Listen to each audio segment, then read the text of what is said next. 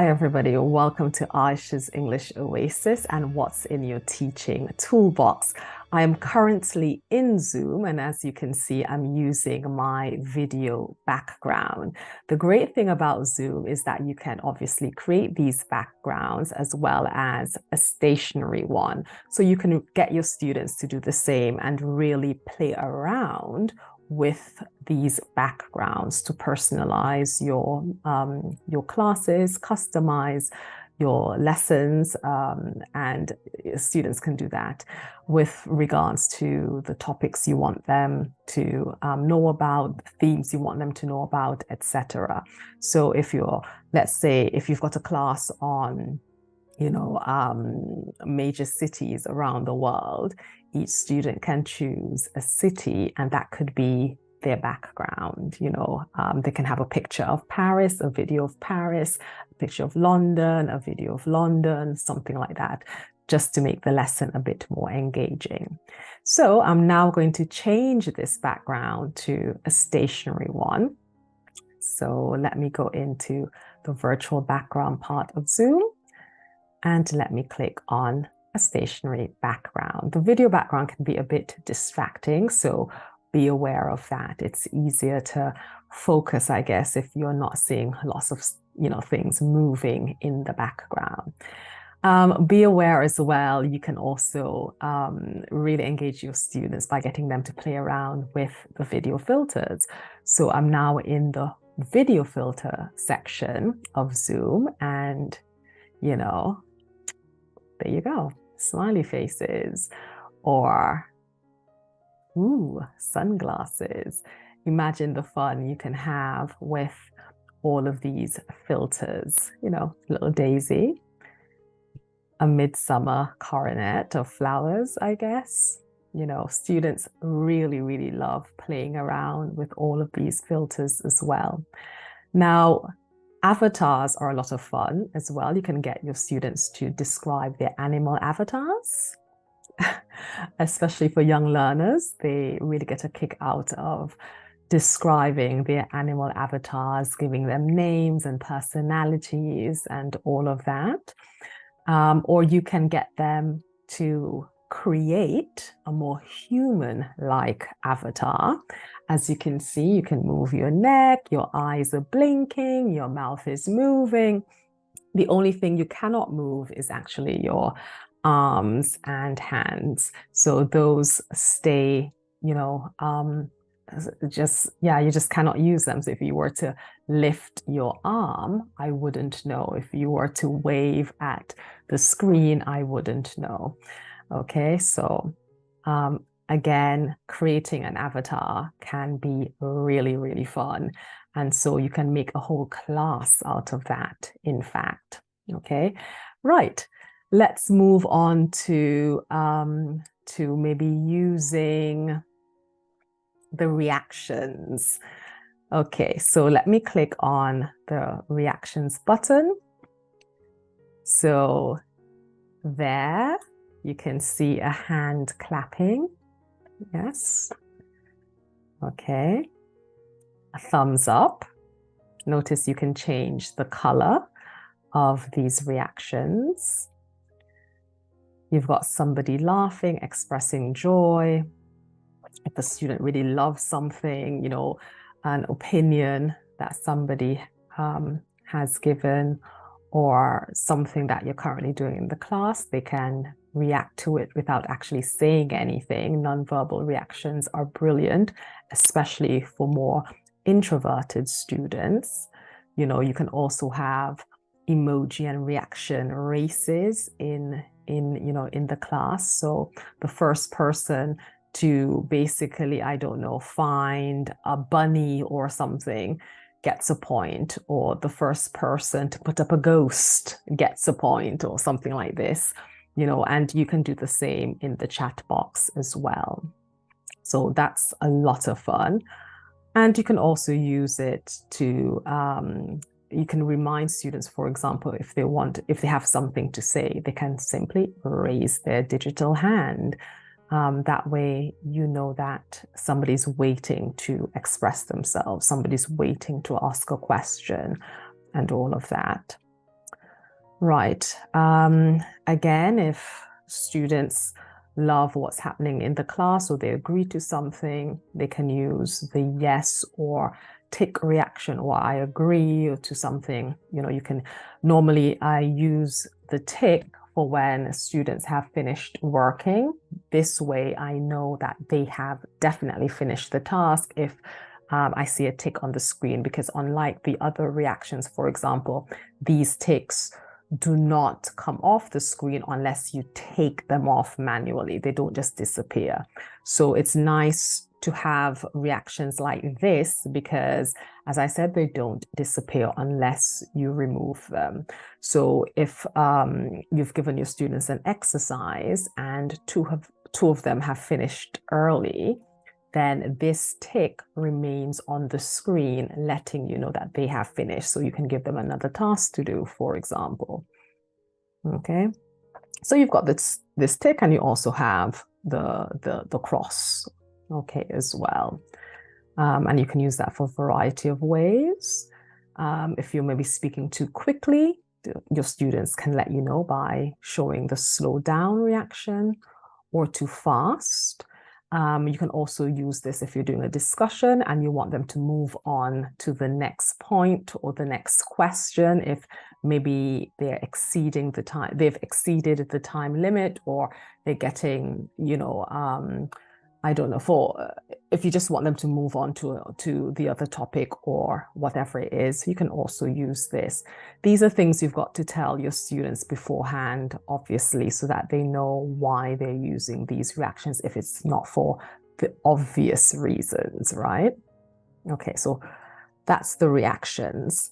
Okay, so you've got this fantastic whiteboard that you can use, and whatever you put on the whiteboard, you can also share with your students as well. So this whiteboard has a whole host of features you can play with. You can draw on it. You can create shapes, lines. You've got a text box, sticky notes. You can create frames, templates, and Zoom has some really good templates, so you can check those out.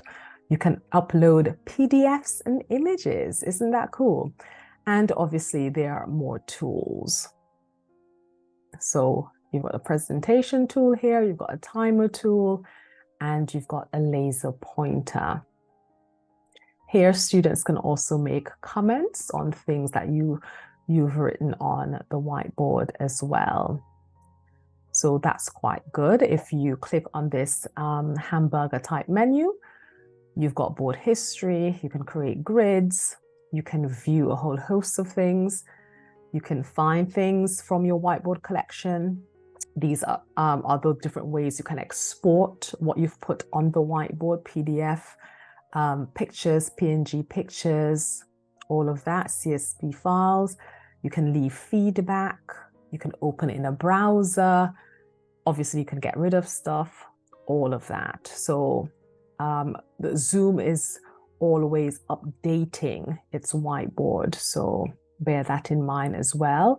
These are things you can definitely, there are different features that they will improve in the future. So in the next few months, this whiteboard may look a little differently. They might have added more features and things like that.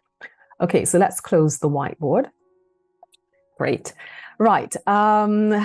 Zoom also has a lot of cool features, but obviously you've got the lovely chat box. You can open your chat box and then you can write messages in the chat box. You can also react to other people's messages in the chat box. You can reply to messages in the chat box. You can copy and delete stuff. You can, I think, write a quote as well in the chat box. You can like screen capture things, and the list just goes on and on and on. So a lot of your students will communicate with you in the chat box. So please bear that in mind.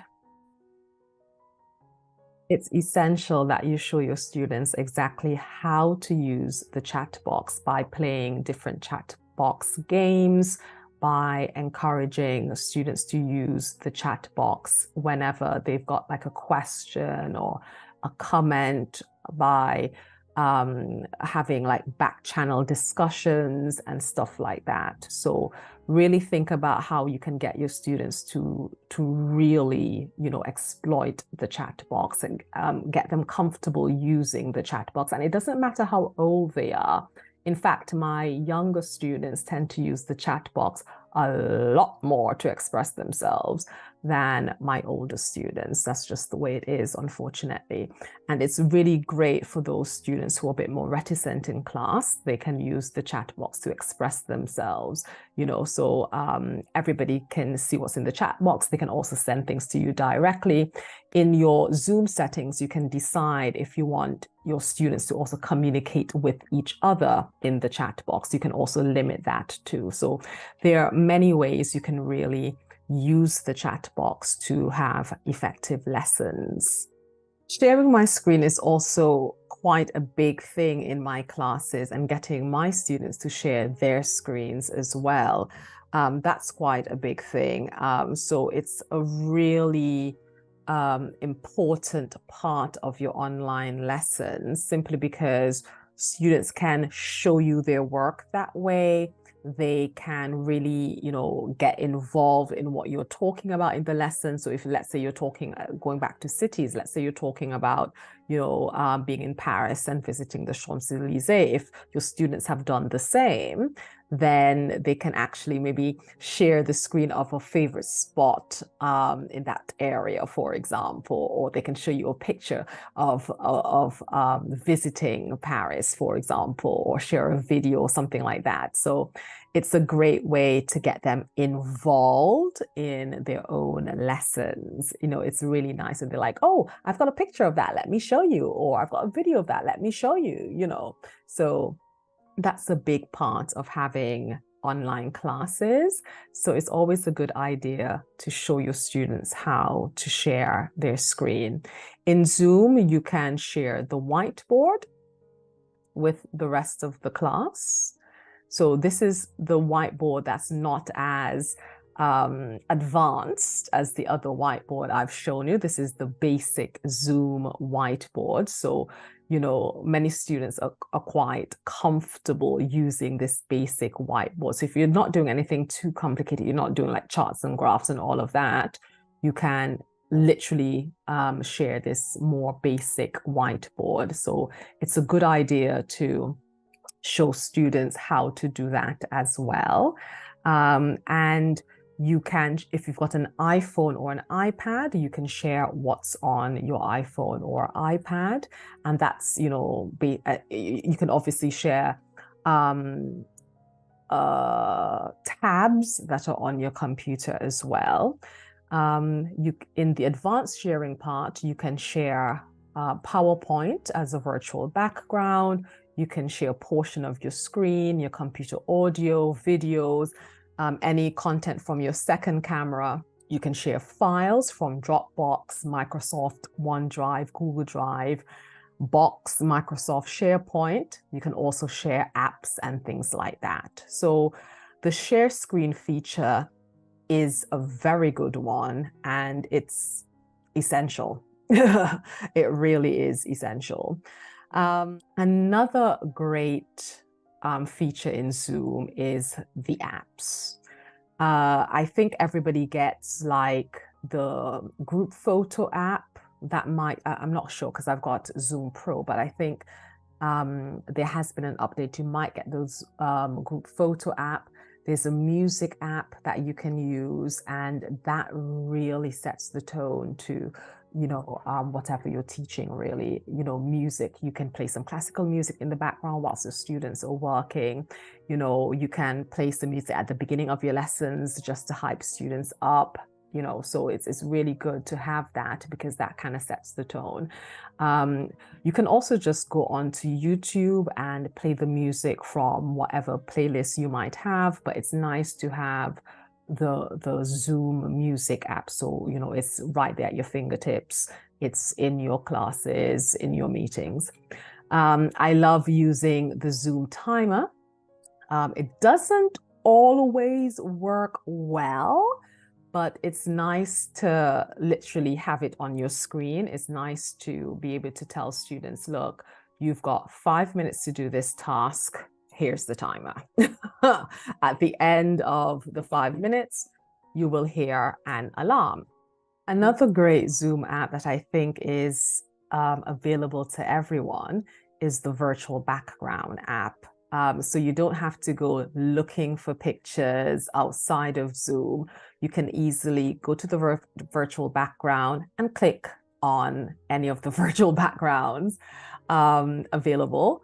And obviously, automatically, you get a new virtual background. In a matter of seconds, you get a new virtual background. So again, if you're teaching about a particular topic or theme and you want your students to change their virtual backgrounds to go with what you're talking about, they can easily do so. They can also just change their backgrounds in a matter of seconds in the meeting. I've had students do that. They're just like, oh, I'm sick of seeing this virtual background, Ayesha, I'm just going to change it. Or, they don't even have to tell me. They can just change it because, why not? Or if they're feeling a certain type of way, their moods have changed, you can tell from the virtual background. And whatever picture you choose will be saved in your Zoom virtual background. So you don't have to look for this particular background again. It's just, on your computer. So you can save it in your virtual background area, or you can just delete it. The point is it's there. It doesn't just disappear. You have access to it. So that's a great thing, right? So it's fun just playing around with this. Again, this can be a whole lesson. You can literally take your students around the world just by changing your virtual background. So be creative, think of the different ways you can really make your lessons very engaging by using the virtual background app. So thank you, Zoom, for doing that. Now, I played around with a few Zoom apps, and so I've basically taken pictures of some of my experiences with these apps, and I'll share some of these pictures with you now. So one of my favorite Zoom apps, and by the way, this is part of the Zoom Essential apps. So you've got to have Zoom Pro to have access to these essential apps, right? So if you do have Zoom Pro, and I would encourage you to get it if you're thinking of teaching online. I mentioned the pros of Zoom Pro, the advantages of getting Zoom Pro in the first part of this video. So if you haven't seen that video yet, please do so. I'll probably leave a card or something like that, or a link to part 1 in the description box. So please check that out. Okay, so one of the Zoom Pro essential apps that I absolutely love is Sesh. Please bear in mind that a lot of these apps were created for Zoom business meetings, but that doesn't mean that you cannot use them in your classes. Yes, you may have to change some things, make a few modifications, but a lot of them can be used easily in the virtual classroom as well. And all of the apps that I'm going to show you can definitely be used in the virtual classroom.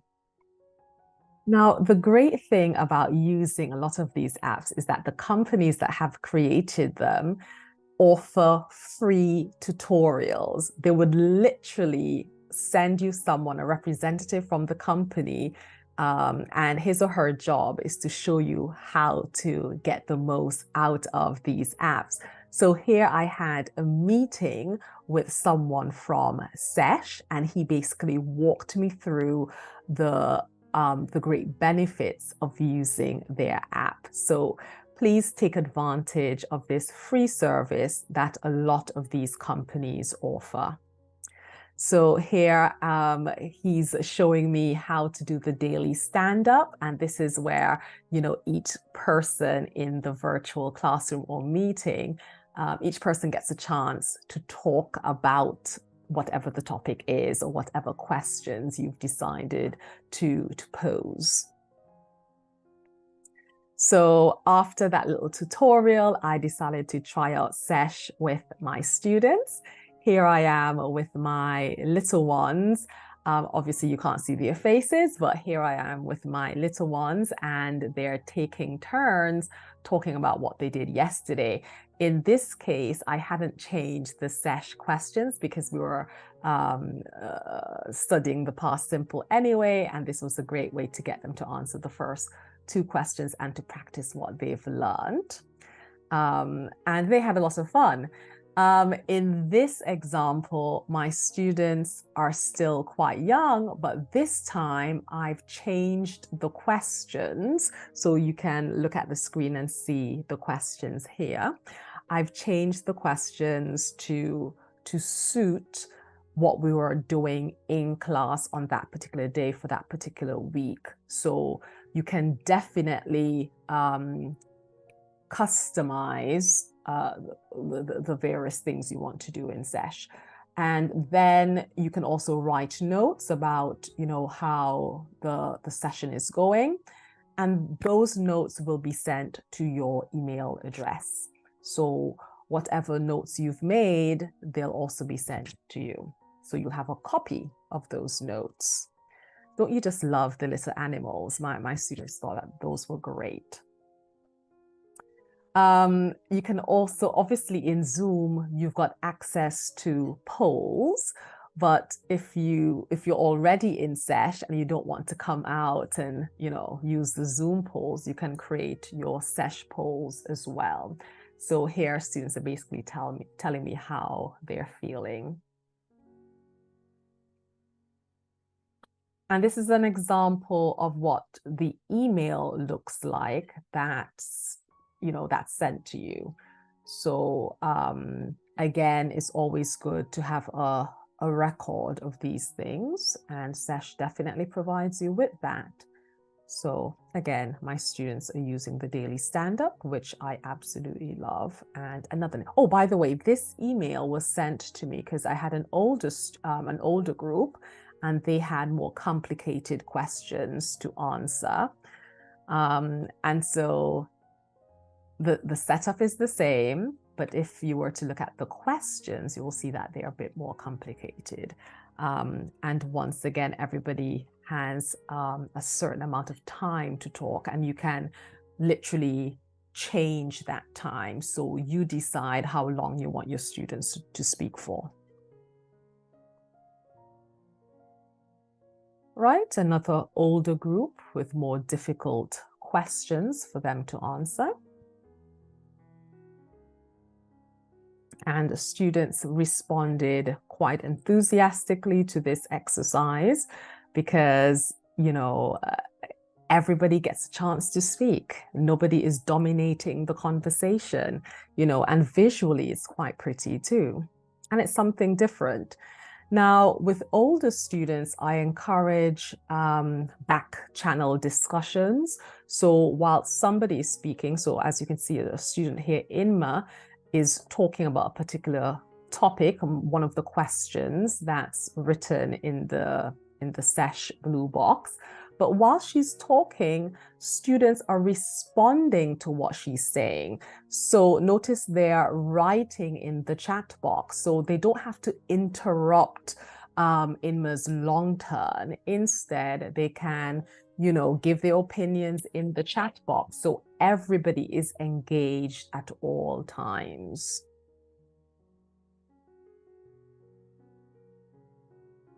Now, Sesh is also great for brainstorming. So here, my students eventually had to write, I think it was an essay or an article about technological devices. And so they had to brainstorm things that are important when buying a phone, when buying a tablet, and things like that. And so it's, again, a different way of getting students to really talk about their ideas. and getting a written copy of those ideas that they can later use in their writing. So we're not just talking for the sake of talking, we're also hoping to use my idea, their idea, so that eventually we can write something really good at the end of it all. So here, as you can see, the first part is submitting your ideas. You can get inspired by other ideas. You can review and group ideas, vote on your favorite ideas, and all of that. So it's really great to get your students kind of collaborating on something, before they actually produce the finished product. Okay, so you can see these are some of the votes and things like that. You can give a thumbs up, a thumbs down. It makes it very visual and quite fun. Right, you can see some suggested ideas by particular students. You can say whether, Alvaro's idea was a great one or Libertad's idea was a great one, etc. You can also export all of this so each student can get a copy. And I like this little thing at the end. Which device will you write about based on all of the ideas that were kind of thrown out there? So great for brainstorming. Now, Embark by Hermes, this app allows you to play a lot of games in your meeting or classroom. Once again, you can get a tutorial by someone from the company. All you have to do is set up a meeting, and they'll definitely have a Zoom meeting with you to basically iron out any doubts or issues you might have with the app. You don't even have to know anything about the app beforehand to have a meeting. If you just want somebody to walk you through the app, then they're there to help you. So once again, all of this is entirely free, so take advantage of what they're offering. So I'm in the meeting, and basically this representative is just telling me how to use the app, right? How to plan for the app, how to plan or schedule a meeting or a class, and the different things you can add to this app, like icebreakers, team building exercises, networking exercises, polling, surveys, and all of that. So you're literally planning what you're doing. Okay, so here we've got a game that we can actually play in Hermes. Some of these games are a bit complicated, some of them are not. So once again, you can play a lot of these games with your young learners. You can play them with, older students as well.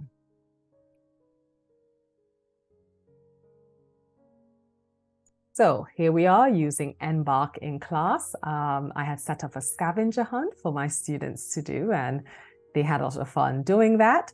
Embark and Funtivity are from the same company, and they've got a lot of the same types of games. So I would say maybe get Funtivity, because I think Funtivity has more games, but really they're interchangeable, especially if you're using them for virtual class and not for maybe a business meeting. I'm just using them for the games, quite frankly. So in this case, I kind of just stuck to using Funtivity. So this is a game that was taken from the trivia question section. And this particular game was about diversity and culture, women's first. And as you can see, it's one of those multiple choice type games. And these are the students who were participating in that particular game. You can use this as a brain break. You can use it to maybe introduce a lesson. You might be doing something on women and women's rights or something like that. So, definitely search for the game that's appropriate for your class, basically. This is another game, again, trivia questions, but this was a class survey game. So students were able to basically put in their own answers, and you have to kind of guess who that answer came from. They really loved this. I liked playing this particular game with my young learners because the questions were easy, the answers were not too difficult either, and I can test things like food vocab or transportation vocab or whatever, So yeah, again, look at the games, see if they are appropriate for the level you're teaching and the types of students you're teaching. But I'm sure you'll be able to find something. Prezi, this is perhaps my favorite app. Okay, so the Prezi app is great because it allows you to put things up on the screen. It allows you to put text up on the screen, and it allows you to put images up on the screen. And it's a great way to get your students to really interact with what's happening, because they love putting up visual representations about how they're feeling about a topic, or if they're struggling with writing, for example, a picture tells 1,000 words. So just being able to put up a picture is great as well. So in this particular picture, my students were using Prezi for the first time, and they were just kind of playing around with it. Some students were able to use it right away because they were on a PC or a laptop, but sadly, others weren't able to use it because they were on mobile devices like a mobile phone or a tablet. And at the time this picture was taken, you could only use the apps with a PC or a laptop.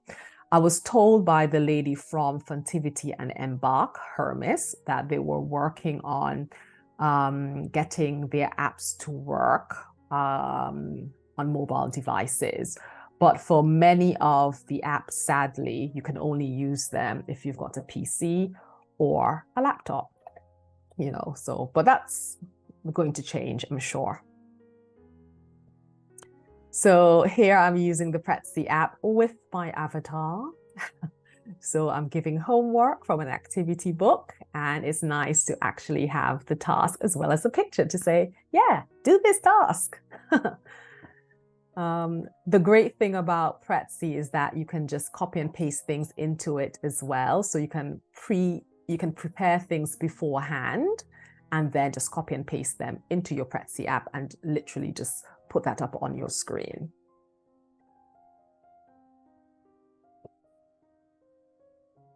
So here I've got my students using the Prezi app as well as Zoom filters. That you can use the Prezi app with a virtual background and a Zoom filter. Look, there are no limits. Basically, they all run at the same time, which is great to know. Yeah, so more of my students just playing around with the Prezi app. And oh, this is a lot of fun. Here I had a spelling bee, as students could write their answers on screen using the Prezi app, or they can also write them in the chat box. If you look at the bottom of the screen, you can see that the chat box was very busy that day.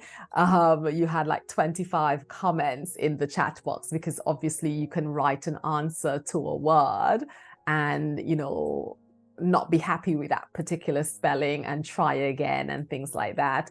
Or you can literally just put your answers on the screen if you don't mind people copying your answers. But it's all, in good fun. So do what works best for you, really. I just wanted my students to be comfortable. This wasn't being assessed, so you can do whatever you like. Right, so here we're giving feedback. As you can see, I've put the answers on my screen, and students are basically, expressing that it is feedback time, and they've got these ticks or check marks on the screen as well. So again, you can just have fun. That's the idea.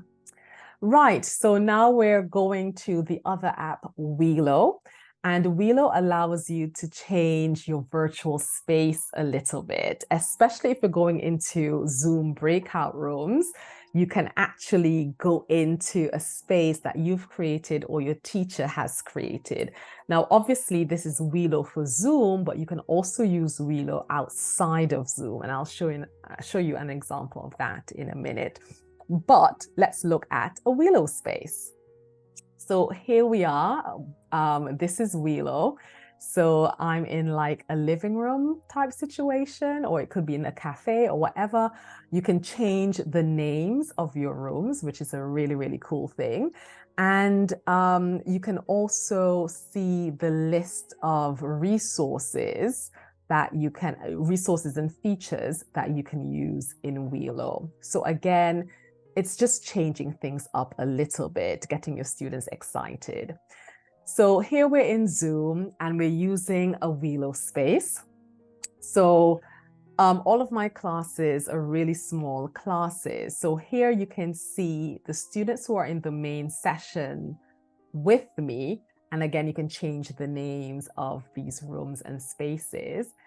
So here in the main session, you've got a few students. And if you were to look here, you will see in room 2, you've got some students in room 2. And that's because the students there were discussing a homework task. Those were the fast finishers, and they were able to go off together and discuss the homework task that was given. But the people in the main session had to remain to finish their current task.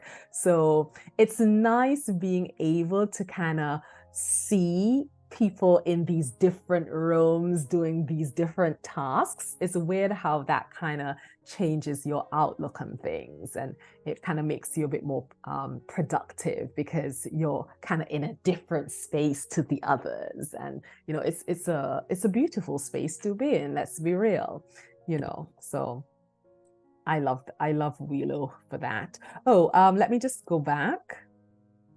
Right, so here I am alone in the main session because now all of the students have gone off to discuss their homework task, So being in a Zoom breakout room, you can definitely keep an eye on the situation. You can go into these breakout rooms. You can, if students have a question, if you're using Whelo, they can send you a message asking whatever or saying whatever.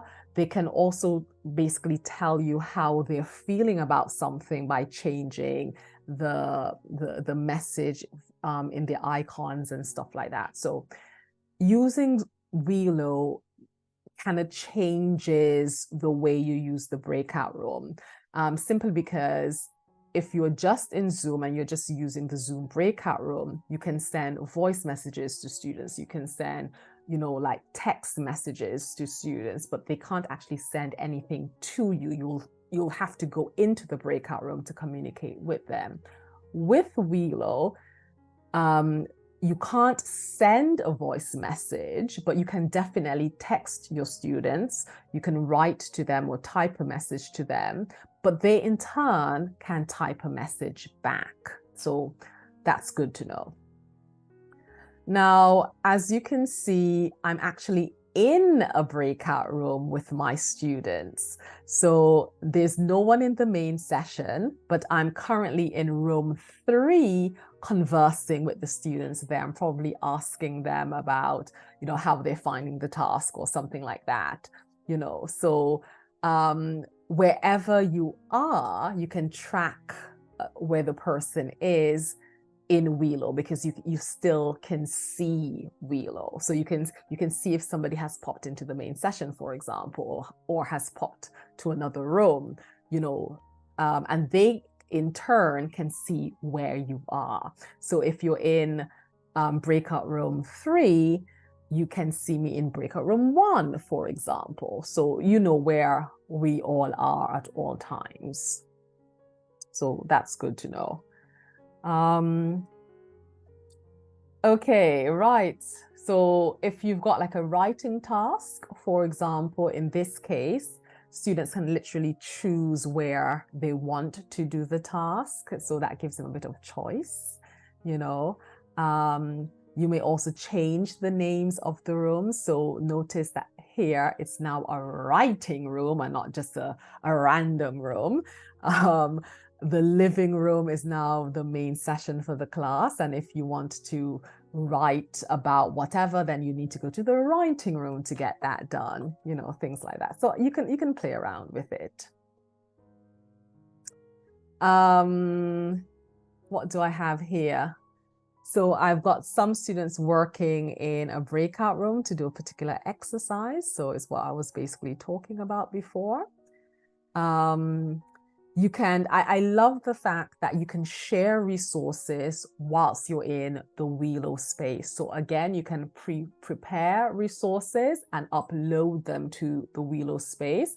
And, you know, students will always have access to that particular resource. So here I had prepared, I think it was a Google slide explaining how to plan the different genres they had to write.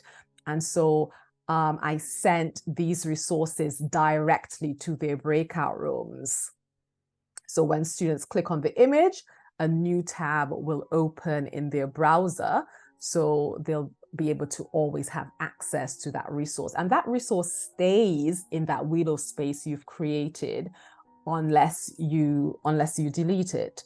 So you can just create that one resource and have it within that particular space forever. So you can use this particular resource with other classes that are similar in level, or if they're doing a very similar task or something like that, just send them to that particular Wheelo space. Or you can have this resource in a number of spaces that you've created. So as you can see in the resource section, you can open room resources, you can assign room resources, you can manage the resources you've created. You know, it's all very flexible. The great thing is as well with Wheelo, you've got a timer, and that timer will be broadcast to each and every room. As far as I know, Zoom hasn't created a timer for its breakout room. So you'll have to basically tell your students beforehand, look, you've got 10 minutes to do this task, or you'll have to send them a message saying you've got 10 minutes or something like that. Whereas with Wheelo, you can literally send everybody to the breakout room, start this timer, and they'll be able to see the timer. So no matter what room they're in, they'll know that they've got 5 minutes left. They'll know that they've got 2 minutes left. You don't have to broadcast it. You don't have to write it. They can actually see it. So it's essential that they stay on task, and, you know, they don't have to ask you, well, you know, is it 5 minutes already or whatever? They can see the time. So that's a great feature. Something I've used a few times.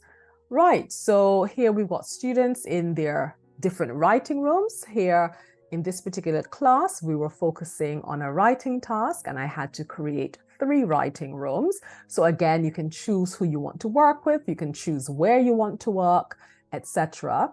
And notice each writing room has a particular resource. It could be the same resource, or it could be something different depending on the writing task they're doing. You could have, for example, this couple doing an article. You can have this trio doing an essay, and so they would have different resources to work from. So in this lesson with the 3 writing rooms, I decided to go and check up on the students in writing room 3.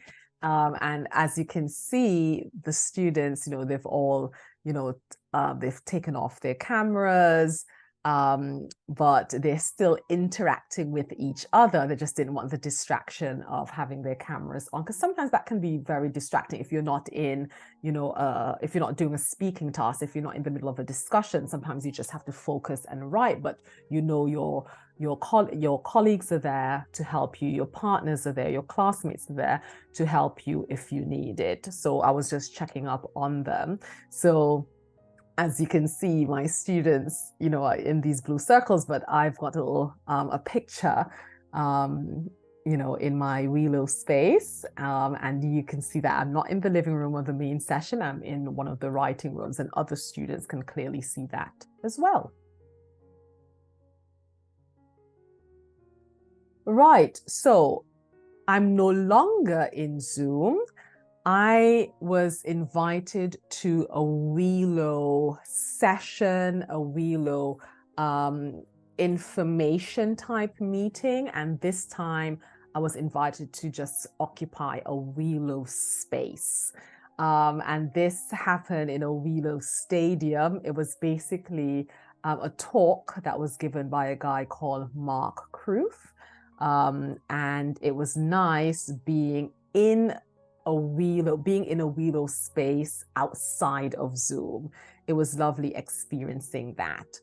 So as you can see, once you're in a Wheelo space, you're definitely in it. If you want to turn on your camera, so at the bottom of the screen, as you can see, my camera is off, my mic is off, so I'm not at the top like these other people. And you can do a lot of the things that you're kind of comfortable doing in Zoom, you can do in Wheelo as well. You can share your screen, you can speak to other people, you can, give reactions, you have a chat box you can talk in. It's just that it's independent of Zoom. So, this is an example of what sharing the screen would look like, So I have to say, when you're in the Wheelo space, it feels more real, because when you're using Wheelo with Zoom, you know that you're in Zoom. You never kind of get away from that. But when you're in a Wheelo space, apart from Zoom, it just feels different.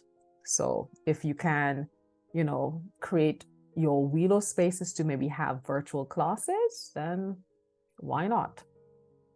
Okay, this is another app called Twine, which I was initially very, very excited about, but I did have some issues with it simply because many of my students were using mobile devices and not PCs and laptops to have their Zoom classes, and Twine does not work well with mobile devices like your mobile phone or your tablet. So I had some issues with it for those reasons, or for that particular reason, not actually students not, logging on or logging into their classes with their PCs and laptops. But it's a really good it's a really good app. I would definitely recommend it. Now, the great thing about Twine is that it gives you a different kind of breakout room experience. It does this speed networking thing. So you can have people talking to one set of people, one set of group in like 2 minutes, and then it quickly changes that group to another group in 2 minutes or 5 minutes or whatever. You basically set it up to what you desire, to do what you desire. So yeah, speed networking is great when you've got people in breakout rooms, because Zoom doesn't offer that feature. So it's nice that you've got an app that kind of focuses on breakout room speed networking. However, as I said, I had some issues with it, so I found myself not using it that often. But when it works very well. When it doesn't, you're just like, let's move on to the next thing. So always have a plan B. Right, so this is what it kind of looks like. So here I'm in the class or the main session by myself, and I've sent my students off to the breakout rooms. And as you can see, they're all paired up. And at the click of a button, that particular pairing may change after like a minute or 2 minutes. So they're constantly changing partners. They can speak to as many people as possible. And, they know that the time is running out. And so they have to get ready to move on, but it's nice when they just kind of switched, you know. It just makes it very spontaneous, very like, oh my God, it's time to change, time to talk to somebody else. No, it's fun. So yeah, that's twine for you. Okay. Notice here, you know, when somebody has been kind of kicked out of their breakout room. So somebody is with me here, student is with me here, but the others are still doing their thing. You can always put that student back into the speed networking thing as well. So it's, you know, it's fun. This particular speed networking was called matchmaking because you had to, it was like a speed date scenario, but you know, they're just there to talk to as many people as possible. Obviously, try to give them a topic to talk about, questions and all of that, you know, because sometimes if you don't do that, then your students will just be there like this, staring at each other. So always arm them with whatever questions or topic you want them to speak about for the time you want them to speak. So they're not just in the breakout room going, no, that you don't want.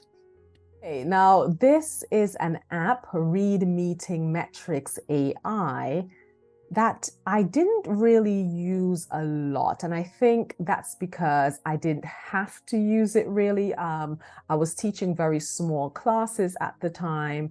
And so I knew what the student speaking time was. I had a good idea about how the meeting was going, the dynamic of the various dynamics of the meeting.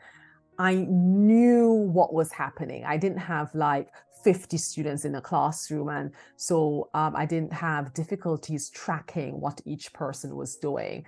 So for small classes, it's not really necessary to have something like this, but for bigger classes, you might find the data that's given to you very, very useful.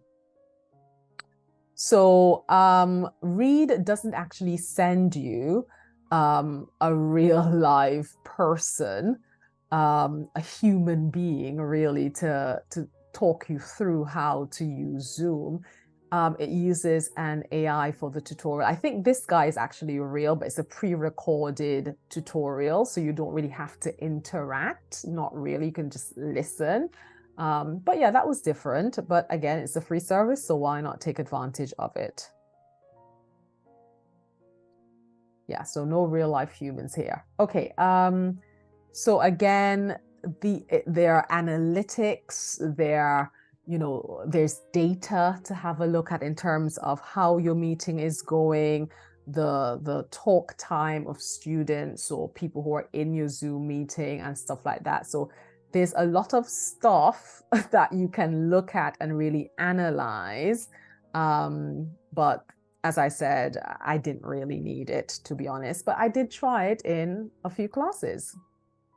So here I am basically explaining to my students what Read is and its function. And whilst I was explaining, just whilst I was talking about Read, some of my students had their own opinions. So for example, this particular student, you know, she said a few things, and so her talk time was 8% in comparison to the student next to her. She was just kind of keenly listening, and so she didn't have any percentage for her talk time, you know. So yeah, again, a very small group. I didn't need this. I didn't need this information recorded. I kind of knew what was what, right? Read stays in the class. The AI is invited to your class and it stays in the class. You can get rid of it at any time, but if you basically, if you say to it, look, I want you to attend my class from 5 o'clock to 6 o'clock, it will come in at 5 o'clock and it will remain in the meeting, taking all this data, and all of this data will be sent to you at the end of the class. So here, it's basically taking notes in the class. You don't see anything on the screen. It's a black screen, a blank screen. So it's not disruptive in any way. As you can see, the mic is turned off. So it's not like you can hear chirping noises or talking, people aren't talking in the background or anything like that. So you can basically ignore it, and you can also change your Zoom settings to get rid of anyone. Well, I say get rid of, to kind of hide or mask anyone who has their cameras off. And in this case, you wouldn't be able to see Read AI. So if you were to change your Zoom setting, you can actually make Read AI disappear. Anyway, so here I've shared my screen with my students. That doesn't affect Read in any way. It's still basically analyzing what's happening. You can use a lot of these apps, as I said, with other apps. So here I'm using Read with Welo.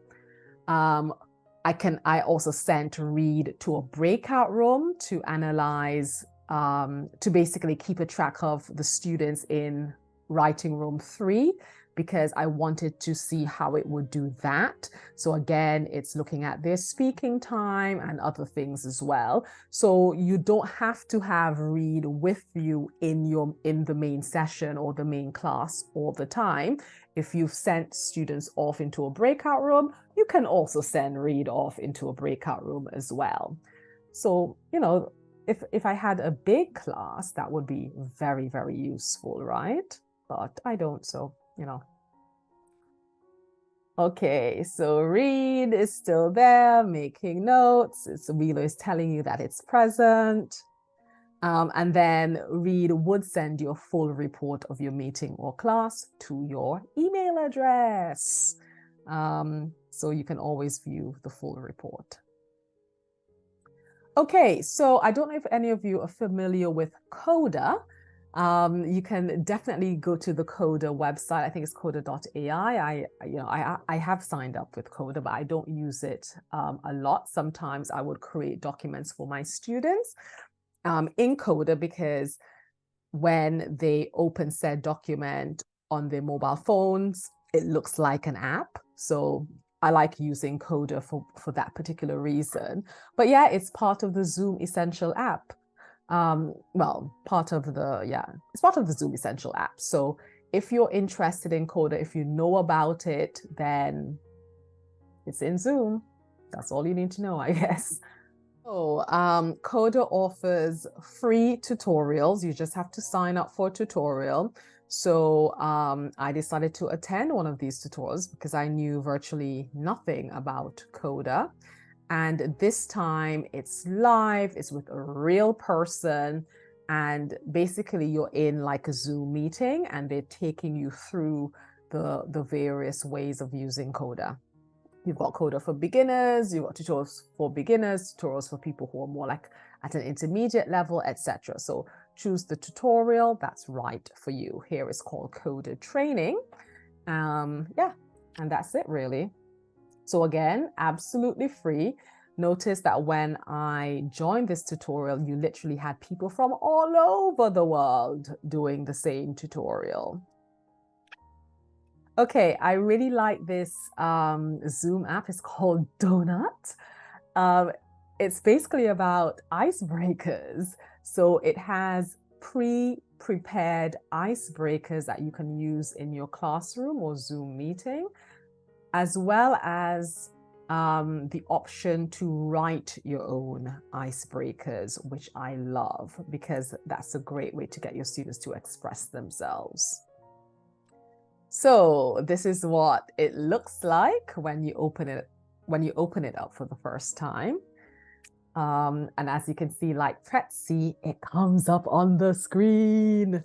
Anything that just pops up on my screen, I adore. So yes. Okay, so yeah, it comes up on your screen.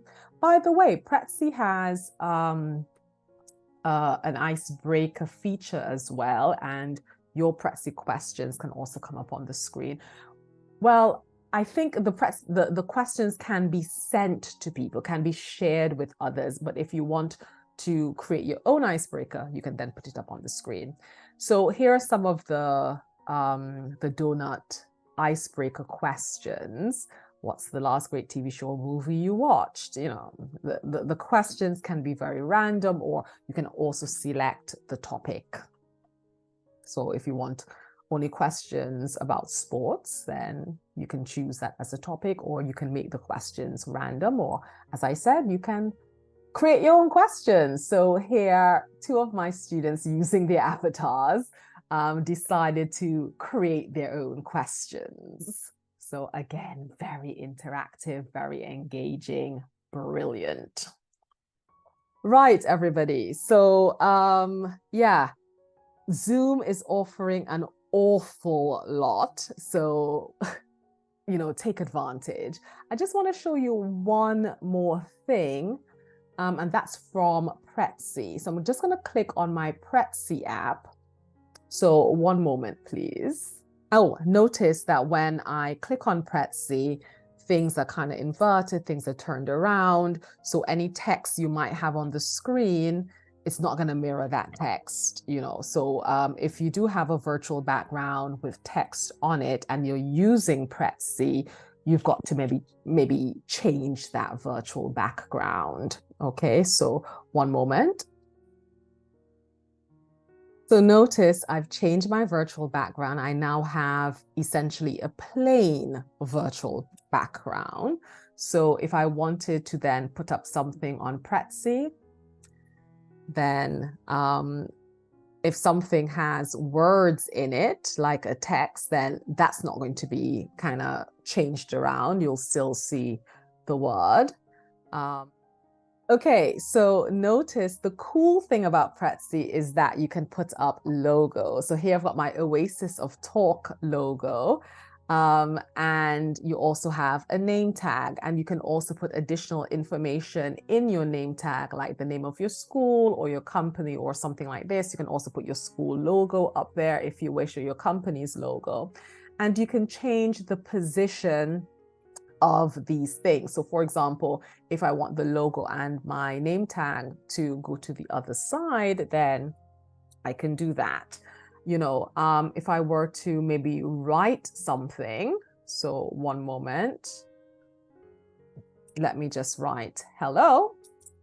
I can also change the look of that. As I said, this is my favorite Zoom Essential app because everything comes up on the screen. How lovely. Let me get rid of the name tag. So, you know, you don't have to have it there, but I can also change the colors. So you can change your color scheme. And students really love playing around with stuff like this. You know, again, it's, you know, you can capture their attention by playing around with something like this as well. So it's all a lot of fun. Again, you can change the position, the content position, you know, all great stuff. And I can easily take that off my screen as well. So if you really wanted to play around with Prezi, then, you know, do so. You can do a lot of things with this very small app.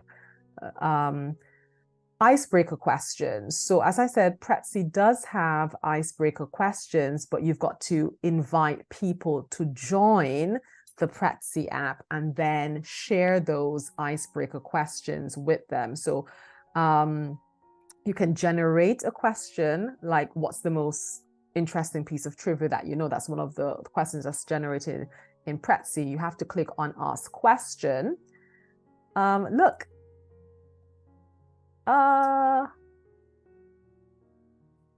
Previously, Prezi didn't do all of this, but now they do this. Yay! So previously, you could only send the question to people, so it would appear in their chat box, for example.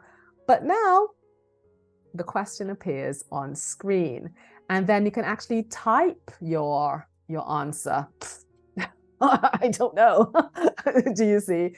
And, you know, everybody can see that answer as well. So, you know, Prezi is a very, very cool app. If you don't get any of the other apps, if you don't wish to add them to your app docket, then I would always say, okay, then if you get one app, you know, that's part of the Zoom Essential Apps thing, if there's only one app, then let it be Prezi. You know, they did not sponsor this video. I just really like using, I really just like using Prezi. That's it, really.